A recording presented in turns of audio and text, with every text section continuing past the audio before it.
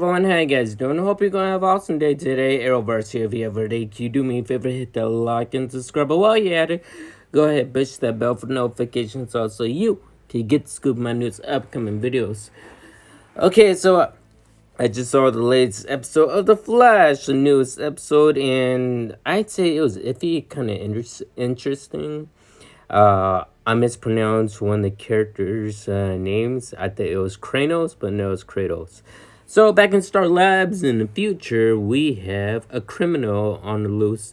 This criminal goes inside Star Labs weapons vault and wants to steal highly decorative weapon. But the thing is that this weapon is really most secured and locked. Even how efficient this burglar is, well, they couldn't get past the tripwire, so they had run towards the present. Yeah, towards the present of obviously, of course. But the DOE, yes, DOE is actually, wow.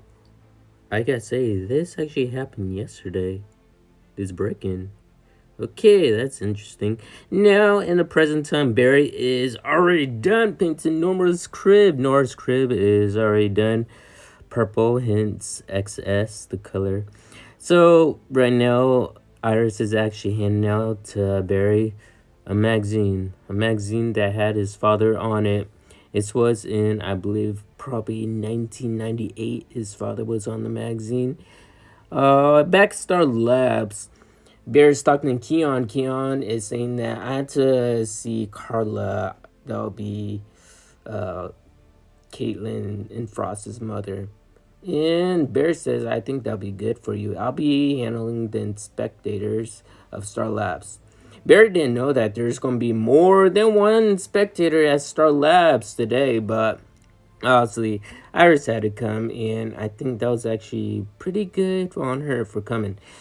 They all went inside the speed lab, but this is the second time they went inside the speed lab, and they noticed something different than specters. They noticed that there's an old ancient clock.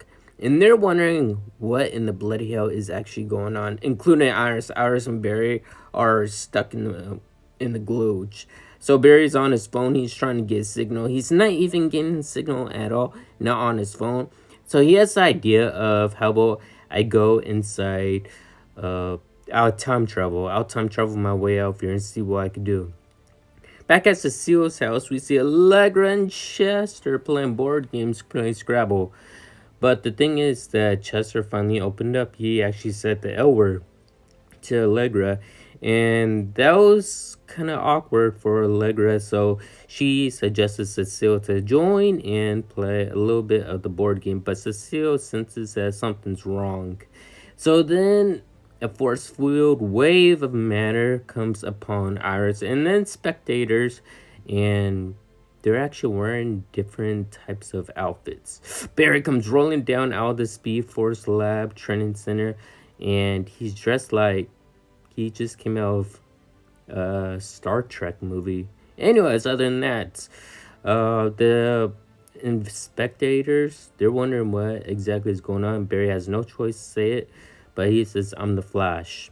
And well, at least one of the spectators are a gravitational inspector, meaning she loves science. So she's trying to explain that the wave matter that they're in is a gravitational center, which means any single room inside Star Labs, if we go inside it, it'll repeat time, and we're stuck here at the same time. So we need to find a way out, find the loophole, and get our way out of here. So Chester is on the mend, and basically he just left Cecile's house since Allegra wouldn't even acknowledge what he said. So they believe that there may be a time thief in here, which means this time thief is making people stay inside this small singularity room. Some people are trying to turn on each other, but the thing is that everyone clarifies as non-thieves so far from the middle to the capital. But he has a nervous breakdown, the main inspector, and he turns to particles. Why did he turn into particles? Well, he actually turned into a statue. Technically, he didn't turn into a statue.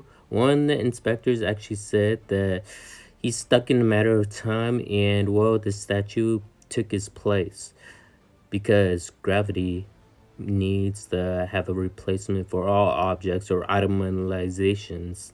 So Barry and Iris really need to think this forward. And Allegra saying that the reason why I didn't say I love you to Chester is because Nash, even my sister Esperanza, they all died in my hands, my loved ones, and I can't have that on my conscious card. And Cecile saying that if you love him, you love him. If he loves you, he loves you. That should be the end of the story. Am I right? And so Barry and Iris finally figured out who the meta thief is.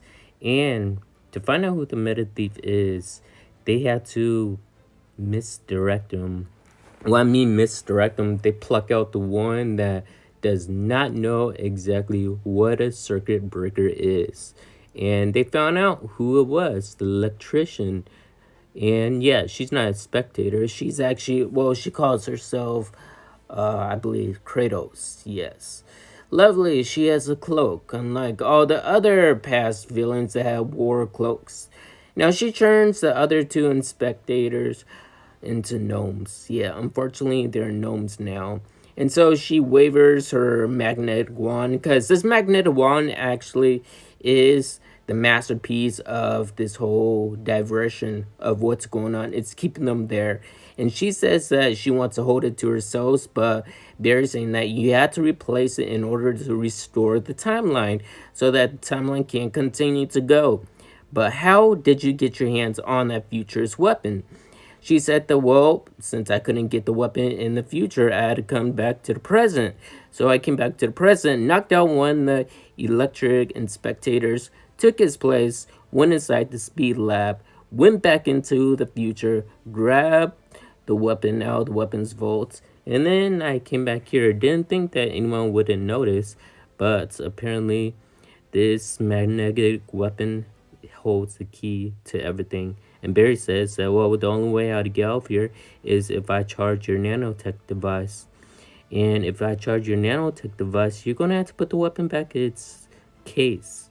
And she agrees. So because if she doesn't, well, they're all going to be doomed and locked up in there forever for all eternity. So Barry charges her Speed Force Communicator.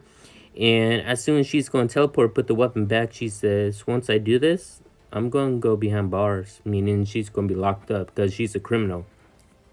So a huge wave of matter hits them, and Barry and Iris actually turn around, and they're wondering, okay, did it work?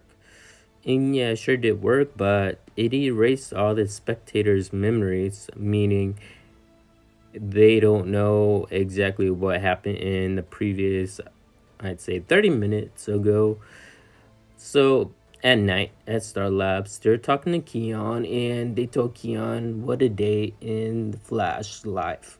So they told her what happened, and they said that, yeah, how did lunch go with Carla or coffee? And she said, well, great, we're just going to be friends. They said, let me take you out for dinner. So they're going out for dinner, bringing Keiynan along with them. Allegra finally admits to Chester her feelings and says the L word as well. Now, Barry's on the couch with Iris, and Barry wants some ice cream, actually. She says, get your own. Barry fills a whole refrigerator of ice cream, gets his own, and, well, I guess that's the end of this story. Hope you guys enjoyed this video. If you guys are new, subscribe to the channel as always, and yes, of course, I'll see you all in the next one.